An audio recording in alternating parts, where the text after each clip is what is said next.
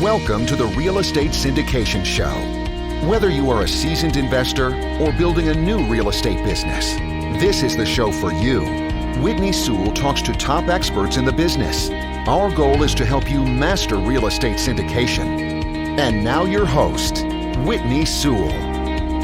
This is your daily real estate syndication show. I'm your host, Whitney Sewell. Today, our guest is Judd Dunning. Judd is a third-generation real estate professional and is both president of DWG Capital Group and the DWG Capital Partners. As a syndicator, Judd has now closed a $9 million triple net industrial mixed-use site this coming Friday and another $5 million in the following month. Judd has traded 10,000 apartment units and triple net and shopping centers, apartment development sales, creative office conversions, office, industrial, and development dispositions, and loves all things real estate. You'll hear in Judd's interview just amazing experience in commercial real estate. I mean, from being a broker 10 years to now becoming a syndicator as well. He is doing a lot. But, it goes back, like he said, the third generation real estate investor. He started, though, selling insurance in college. And then he got picked up to start acting. He said off the street. And then he started raising money for movies. And then he got into the brokerage. And it's just neat how his work ethic and how he presented himself, it opened opportunities to do other things and grow his business and just develop himself to the success he's had to today. Enjoy the interview. Judd, welcome to the show. I know you and I have communicated numerous times through email in different ways, just about business and different things. And welcome. Just honored to have you on the show. And I think your background and to where you're at now, I think is very unique. And there's some skill sets there that I think everybody should have on their team, whether they have them or not, or whether they need to go find that other person. But I just look forward to sharing that with the listeners as well. But get us started, and paint that journey a little bit. And so we can dive in. Yeah, so it was interesting. So I came to, I'm three generations real estate. Like my granddad was ditch digging in the Suez Canal and his brother died and he ended up raising this family in PA. And he ended up, after going ditch digger, to building most of Miami shores after the war. And he became the biggest GI builder. So our family is like a real estate family.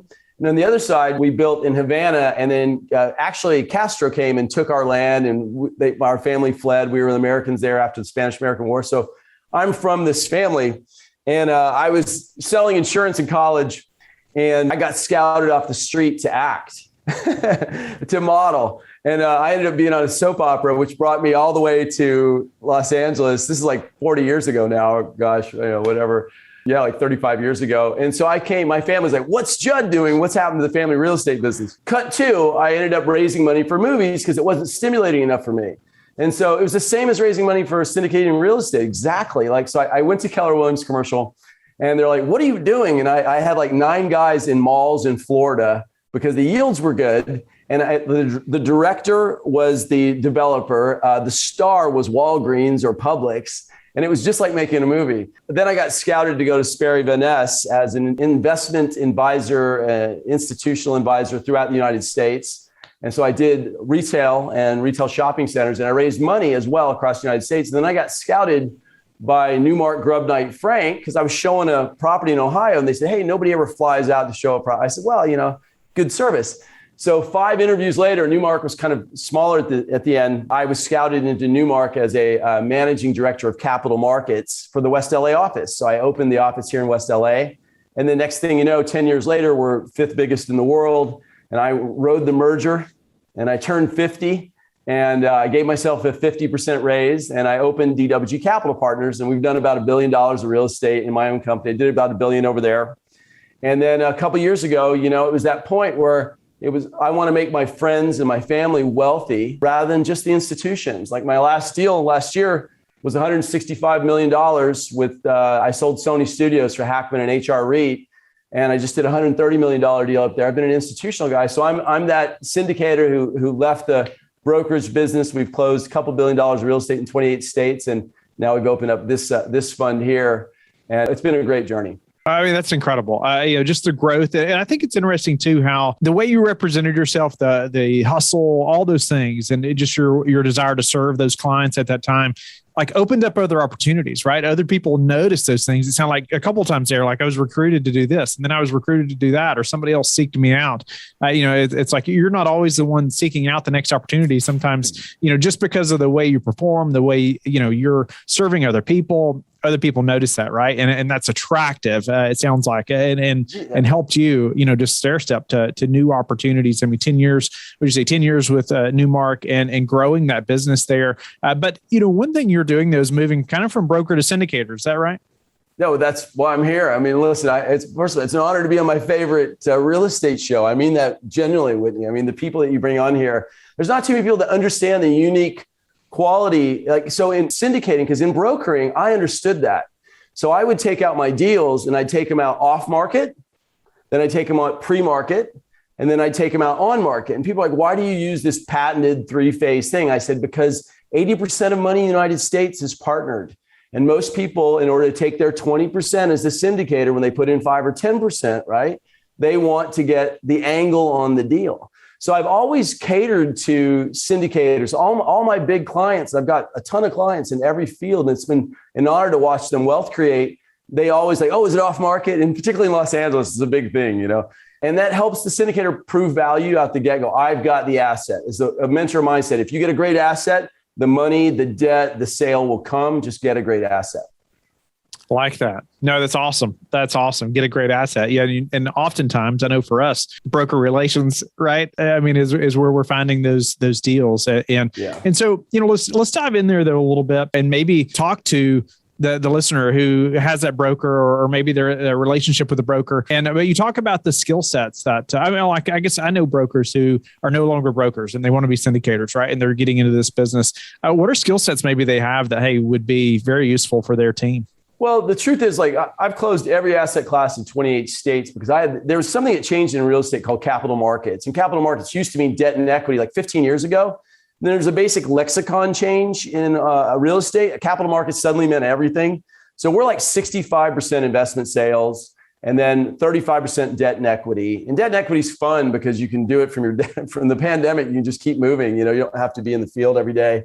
It's a great field. So the capital markets guys tend to understand all realms of real estate. So when you go to the new investor who's going to put in $50,000, $25,000, $150,000, you get good brokers bring a breadth of understanding. If they're broad, what we call, there's two ways to call it, institutional capital markets, which is every asset class. So if Goldman comes to me and they say, or Chase Bank be a better example, and they say, hey, we need to get rid of all these assets. So we put together teams each state and we do like 18 sales of different types of assets and different types of solutions. So there's a misperception that the broker in your area is the best broker because he knows the area.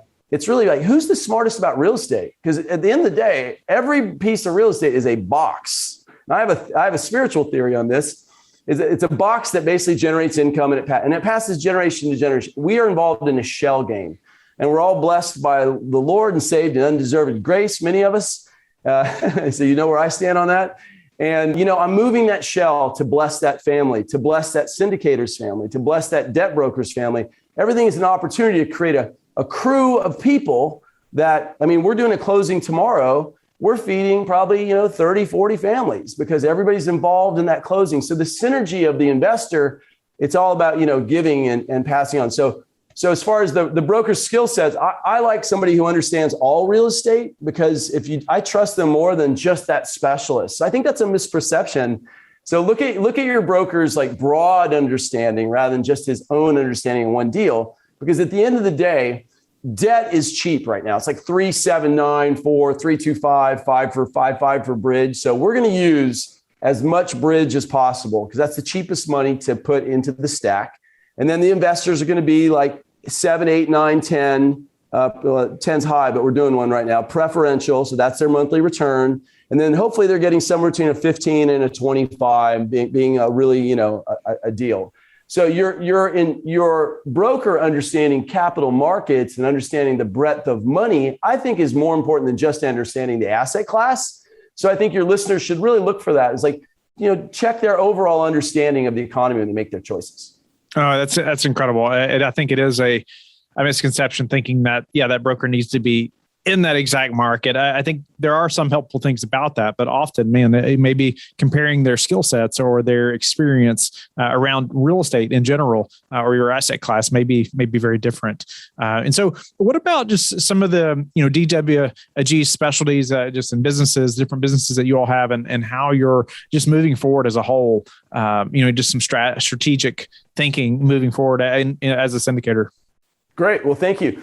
Well, we've opened our company, DWG Capital Partners, which is a spinoff of DWG Capital Group. DWG Capital Group keeps going. This thing has made money for me since I left the institutional world. So I've got like 5 great guys in here, and what we're going to do is I'm going to keep that brokerage business going. And I love placing. My passion originally was JVs, those people. Because even when you're doing syndications now, there's 2 products. There's the people and there's the property, right? So this is the people property service business. So we enjoy that. So I'm training our next generation of guys to kind of step in as a proxy with me. We've sold 10,000 units across the United States because I was also a member of ARA when they merged with Newmark. So I've done a lot of that business. So I'm not in multifamily, but that is something I'm very skilled at. So we're going to keep that going. We've got about $180 million of debt equity assignments right now. I was actually Los Angeles Power Broker of the Year when I sold Sony Studios, which, by the way, is not a big deal, but it was good to finally get it, to be Broker of the Year here in Los Angeles.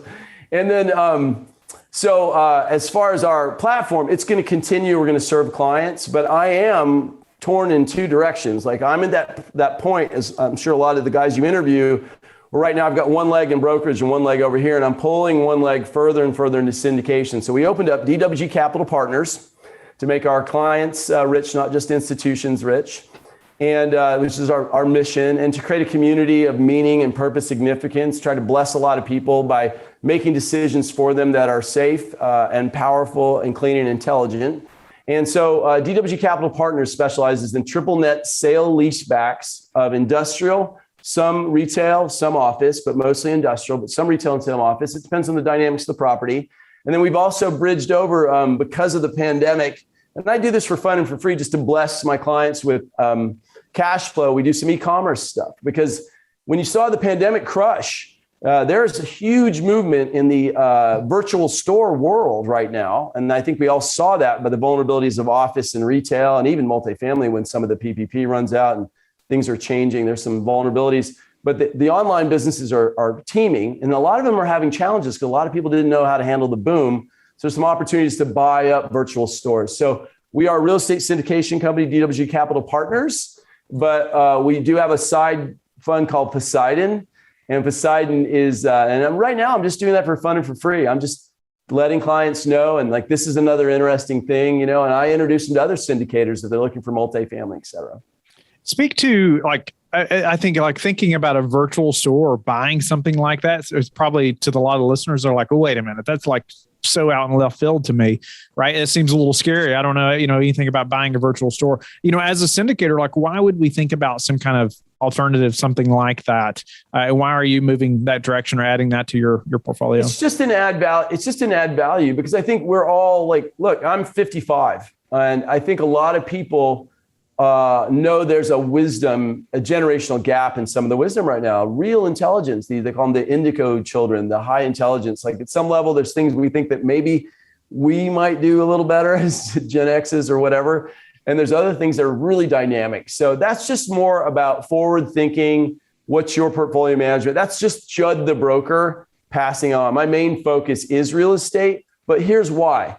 One of the things about sale leasebacks that people don't realize versus multifamily, Whitney, is that like a lot of the loans are non-recourse in multifamily because those assets have a certain strength and resilience by a force, which is called the housing market and demand. Like everybody on the street has a steady stream of having to live in a house, and there's a bigger gap with renting increasing in the United States, as we know right now. That's a strong, reliable income stream. So banks are giving non-recourse financing because there's always vacancy rates are low.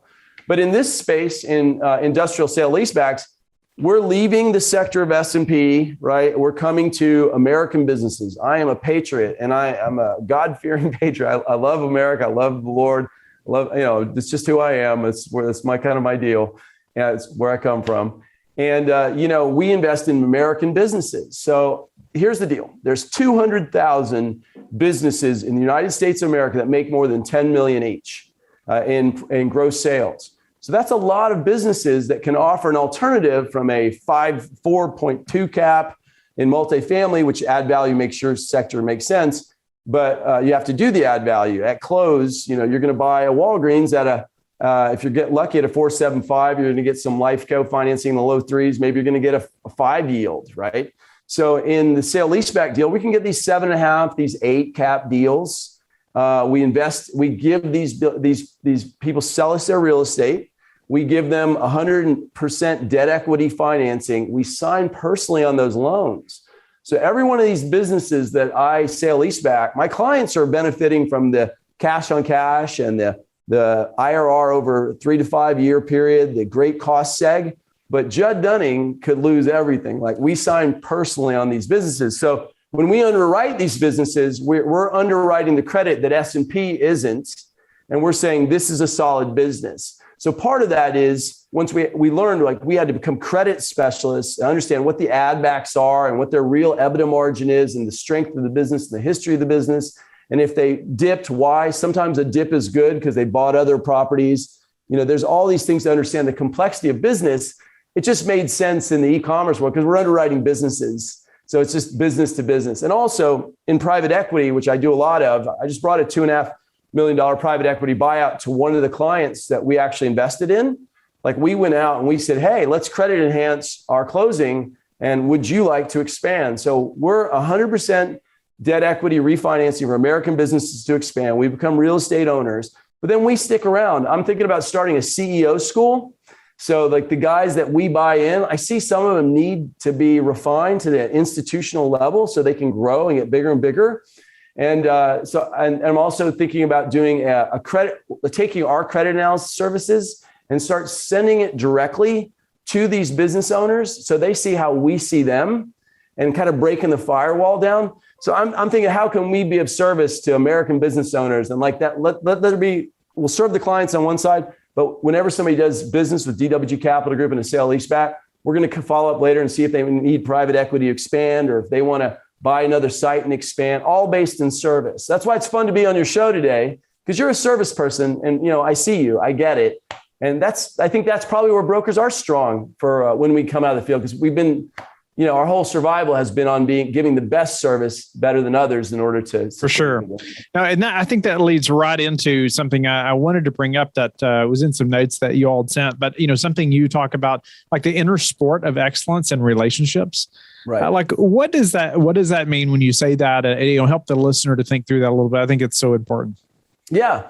So as a wealth advisor for 20 years, one thing I see is I get to be the guy, I'm doing it right now. I get to be the guy that takes a breakout sponsor and takes them institutional. But smaller money is harder to raise.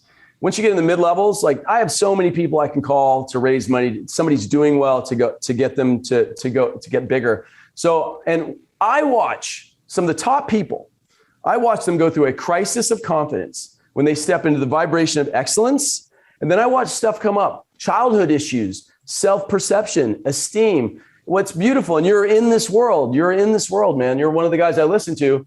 We're all trying to, if you look at the Bible and the Torah originally, there's a misperception about how the Bible is kind of represented through the 30s. And the truth is like we have two obligations in life. One is to be as prosperous as possible to bless other people, because we're created in the image of God, and we are in the image of God. So we're boundless. And so to express ourselves, we're supposed to prosper. It's okay not to prosper, go through challenges, but it's an obligation. The other one is to be joyous and be a blessing. It's really the two things. And then be kind, I guess you want to add joyous and kind together, right? So when we wake up in the morning, our negative self-perception, our comfortable man is tight. And then we have to open up every day. And in business, every time we come into the, what I call the, when they say they melt down gold, the dross from gold, they get out the impurities so you can create gold. So we as businessmen every day are like, where am I limited? I need to learn more about this. What are the greats doing? What are the founders doing? There's a great series I just bought called Founders, and it's about all these business founders. And I'm listening to what are their core competencies? So, the sport of inner excellence is in our community that I'm forming, because we are a newer company.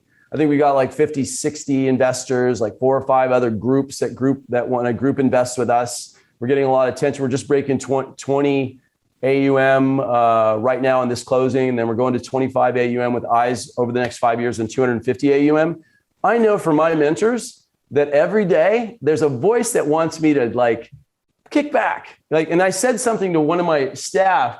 I said, hey, here's what's the interesting point. If we don't build structures as we get bigger that secure excellence, as soon as we finish the assignment, and that's why salesmen will get big and then small. And that's why syndicators will get big and then small. So I'm closing a deal. I know it's a long-winded answer, but I'm passionate. I'm closing a deal in 2 days, like $9 million. We raised about 2.6 million. And I was talking to my mentor, because everybody has a mentor. He's like, okay, buy the next one. I'm like, what? I go, I need it. He said, no. He said, buy the next one. So I offered to go hard on this other deal, like $5 million deal in New York, sale leaseback, 8% pref, 15% annual with great cost seg. Good company since 1974, great 15% EBITDA margins, and good location, buying 50% under replacement costs. All the dynamics are hitting it. And I went hard in front of 7 other big institutions because I knew I needed to do another deal right away to move away from this deal. And I'm tired right now. I mean, let's be honest. I mean, the guys that invest in you, Whitney, or me, they know that we're relentless, intense people, that you have to be. So we get to do all the work, and then they get to, and with their great successes in other realms, get to click Syndication Pro, sign that PPM and send that wire. And then we make our, 20% in our waterfall, everything. So I just look at everybody as what is the limiting belief system? And usually, man, it comes down to my business coach gave me a tape. And I started playing this tape. I'm like, I don't want to play this tape. And it's just kind of where I want to be. And my energy shifted and everything started working well. And I think, I want our clients, I don't know where we're going to go over time. You have these intentions, but I want our clients to be part of that community. No, that's awesome. You talk about the resilience and the hustle, just behind the excellence and the relationships. It's so important. It doesn't matter what business you're in, right? And I think you hit the nail on the head there. Just the importance of that. Thinking through your background and obviously in the financial world and being a broker, and now a syndication business as well. If you could speak to the listener and say, hey, what would you have done differently? Would you have been a syndicator from the beginning, or maybe it's worked out better the way you've done it? Or what are your thoughts around, how you got into the commercial real estate business? What would I have done differently? I think I said it was like more, it's interesting. Like we have a capacity when we're stretching sometimes to not put enough systems in place. Like systems are really, really important because every time you put, like I have a core competency. I can find a great deal. I'm not the best underwriter, but I hire the best underwriters. Like I know exactly where the money should be and exactly where to go. I was on a call with some investors like, well, could you go to sell 35, 42? I'm like, I can. I go, but I didn't write it. Like I have some great analysts because I was in the institutional role. We gave away 50% of our money to do IRR-based Argus work, but we had a team behind us for 50%. So now I have some great analysts. So I would just say hiring well, to make sure I hired well. Tony Robbins says this: hire people that are above where you think they should be earlier, rather than I tend to train people up because I like to mentor. I'd say one of my weaknesses is sometimes I just don't hire people at that next level and let them drag me up. Rather, sometimes I'll just try to bring people up to my level. And that means I need to take financial risk. That means I need to bring in higher levels of excellence. So, and I'm doing that now, but I think that's a key element. It is like stretch and higher the level of support. Also, use more virtual support. We found a team out of Gallagher Monahan, and they have virtual analysts that all come out of a MBA school that a lot of big companies are using. I think. What's that called again? Gallagher Monahan. Yeah, which if you want to contact us at DWG Capital Partners.com or you want Judd Dunning on LinkedIn, I'll send that over to you guys. Judd Dunning with 2 Ds. If anybody wants any of the information, any of our resources for fun and for free, as we say, it's just, if you're meant to do something with us, it'd be an honor and a pleasure. Use virtual leveraging. We're getting to that point. Like I'm starting to realize the 80-20 rule, right? Is 80-20 rule is that, only 20% of your activity is revenue producing. And so we use a system called the 4 Ds, which is do, delegate, delay, and represent, and dismiss. And so watching your core competencies, and making sure that you slow down to delegate. We're bringing in somebody else because we're getting bigger right now. And I need a consultant to kind of make sure all the systems are in place. That's some good D's right there, right? I've heard people say like delete also, like get rid of it, right? If you don't need it, if it's not productive, it's not part of that 20%, delegate it or delete it. Judd, with your background and experience too, I always like to ask, especially guests like yourself, how do you prepare for a downturn? Thinking about the market, where we're at, what are your thoughts on, if you're looking at a new project now, or advising someone, how should they be prepared for a potential downturn? Yeah, thank you. So I am personally on every one of these last 3 and 4 projects we did. So just since I met Whitney, I turned this corner, right? So last couple of years, brokerage, I'm very proud of what I've done. I wanted to have a legacy pivot, and I did have a legacy pivot. It's pretty fun. Like I did the Malibu Ranch out here for 130 million. I did this for 160 million in Culver. So I'm in every state, but locally, I got to get that at 50. It was kind of fun, right? I mean, just because, it's just, look, everybody wants to believe something in their way. It's kind of fun. But going into my own world, I'm taking all this risk on myself after a downturn that is extended beyond economic history. Like we have an upturn, that is extended beyond economic history. So we say in California, there's been too much PPP, EDD, and THC. So we don't know what's going to happen because the hiring markets are just decimated, and you're driven by the average person, but you're buffered. You're buffered as a multifamily guy because I always said one of the reasons I didn't go into multifamily was it was hard for me seeing the need levels that I dealt with a lot of the clients. Like, there was fires, there was murders, there was a lot of attention. That's why guys hire you. Is when you, not there's murders in your head, but there were in a lot of the stuff we cleaned up after the crash. So you see the real face of human need in multifamily. It takes a certain patient kind of person. So we're in the industrial sector. And I want to give you an example. One of the deals we're closing right now, it went off the cliff by 25% in COVID, right? But it was strong enough. It's been around since 1942. And then the cold snap hit in Texas in the first quarter. But you know what? They are back up to $21 million gross sales, which is a hard candle to snuff. And they also are at a 10% EBITDA margin, which is healthy. So I don't look at people like, I look at where people have had challenges openly. And I say, it's okay to see how people have navigated challenges and make sure you're investing in people that know what that's like. Because if you invest in somebody who hasn't been through the fire, when the fire comes, they're going to be reactive. And you could lose there. So I think that's important it's ask people what their challenges are, and we're doing that with these businesses. So I've got an interesting theory, Whitney, is investing in some businesses with a little higher cap rate that had a hard time during COVID, but got through the storm. Why? Banks lend because they look at the last 2 years of trailing financials.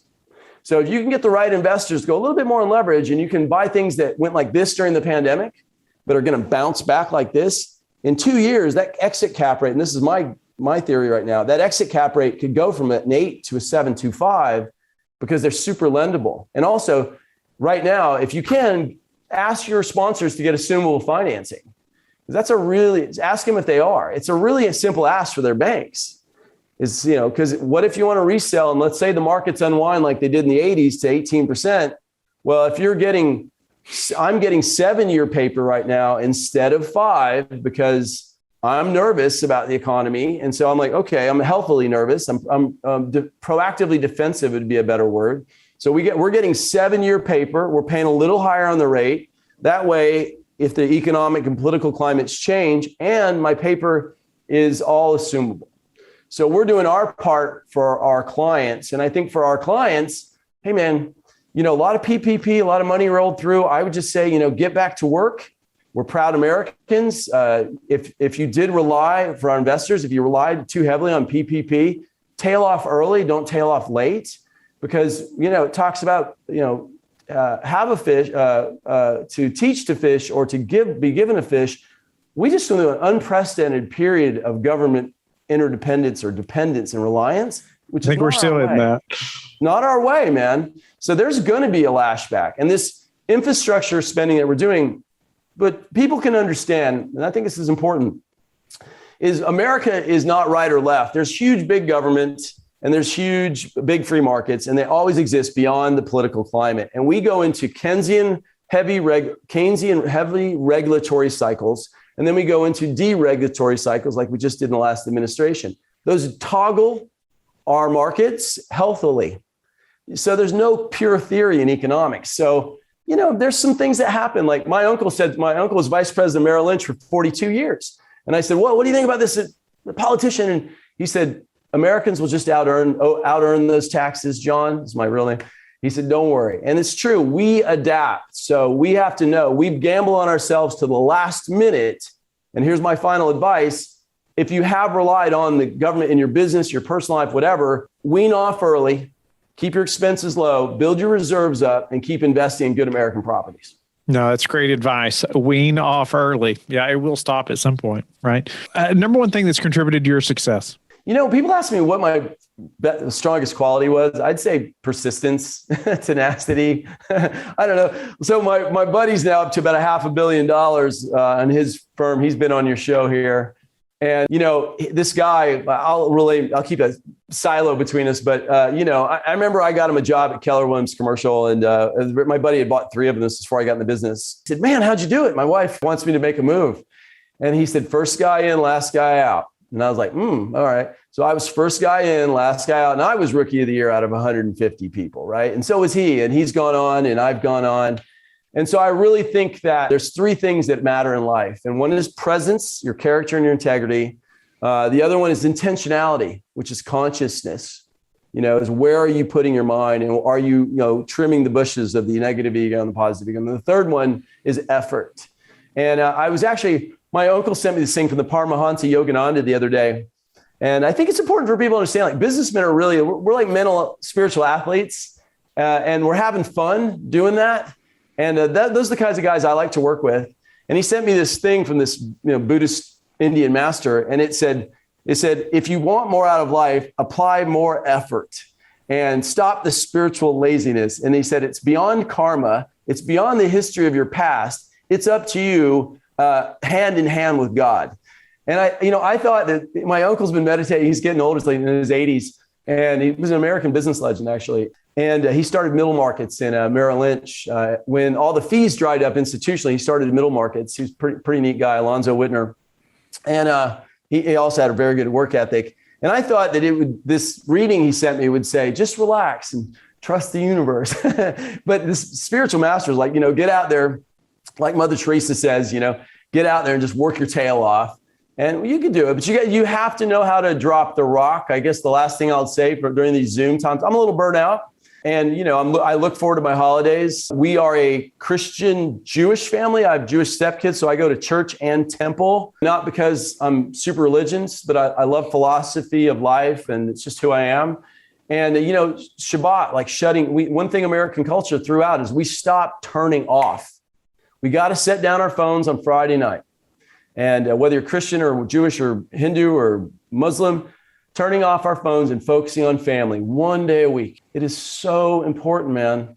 And our society, Zoomed society now, we're not stopping. So it says, good Lord said, take 1 day off. And what's funny, like my best ideas come to me in the steam room at the gym. And I'm like, I run out and I got to get my phone, my steam all over it.